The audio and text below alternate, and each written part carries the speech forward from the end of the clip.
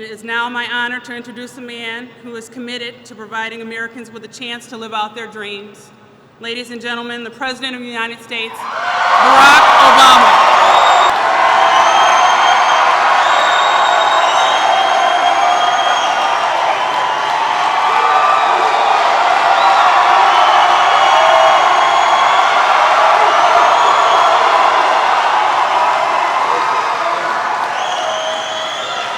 Hello, Detroit!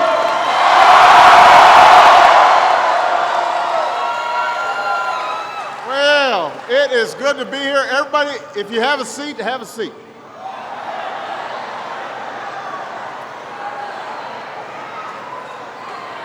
It is good. It's good to be back. Good to be back. First of all, give it up to Leah for that wonderful introduction. So I've just had a tour of this outstanding plant with Sergio and Pat Walsh, your plant manager, and General Holyfield. Now that's the name right there. General Holyfield. Vice President of the UAW. Cynthia Holland, your local UAW president.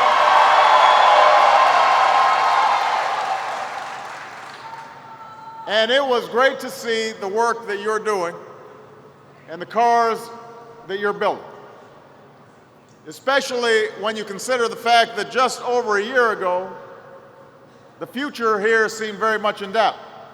Now, before I make my remarks, I've got to disclose, I'm a little biased here because the first new car that I ever bought was a Grand Cherokee. First new car. Up until that point, I had some old beat up,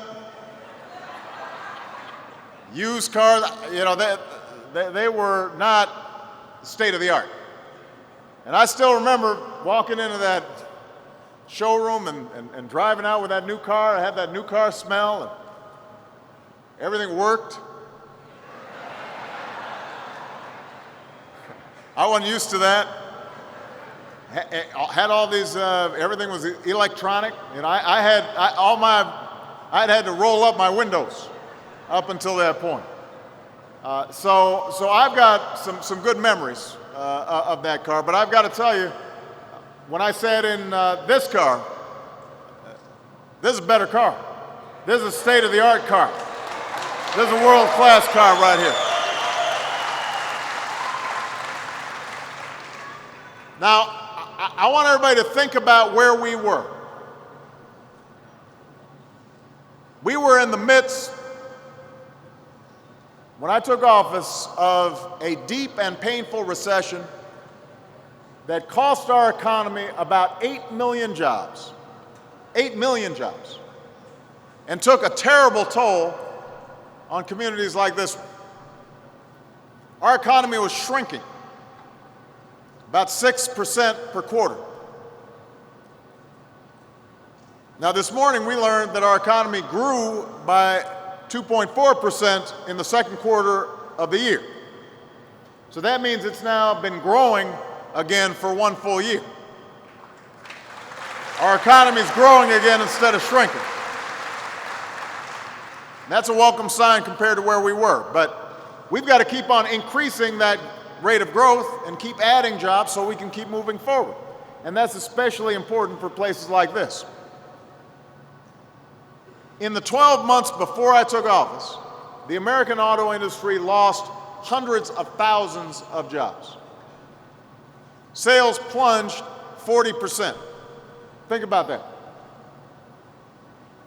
The industry looked like it was going over a cliff.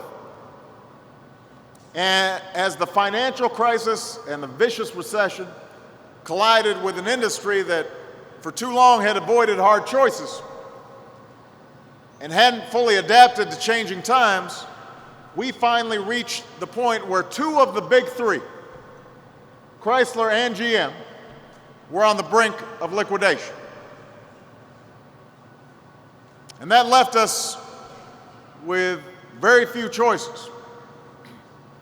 One choice, one option, was to keep the practice of giving billions of dollars of taxpayer money to the auto industry, but not really forcing any accountability or change. So you just keep on kicking the tough problems down the road year after year, and hopefully seeing if you could get more and more money out of Washington. A second option was to do nothing and risk allowing two of the big three to disintegrate. And that could have meant the end of an industry that, like no other industry, represents so much of what makes up the American spirit.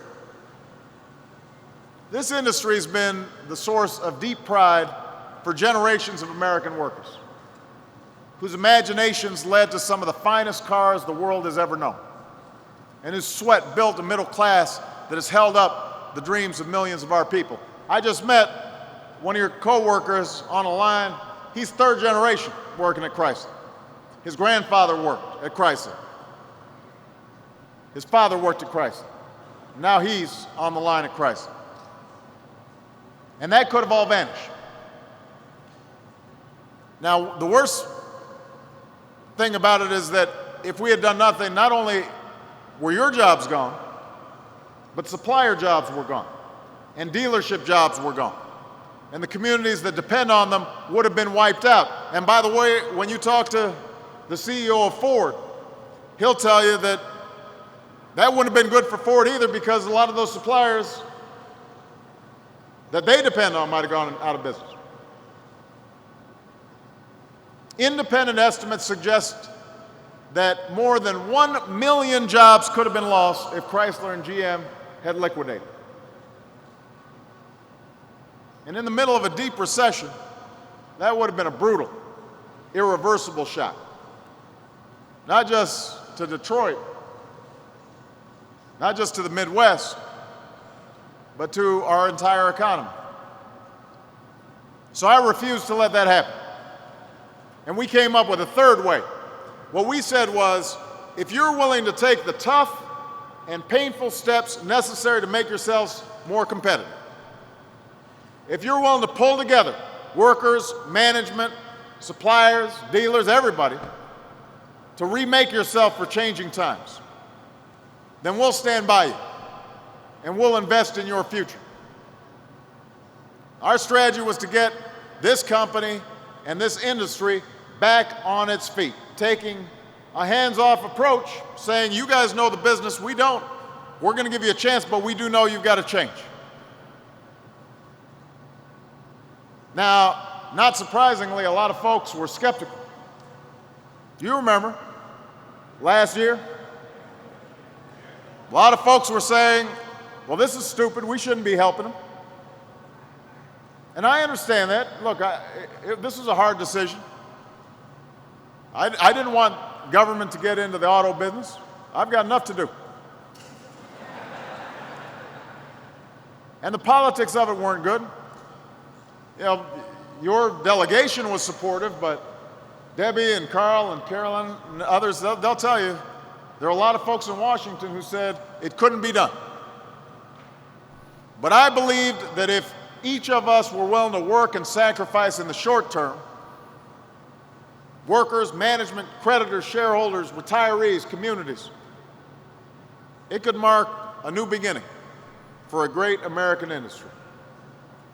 And if we could summon that sense of teamwork and common purpose, we could once again see the best cars in the world designed, engineered, forged, and built right here in Detroit, right here in the Midwest, right here in the United States of America.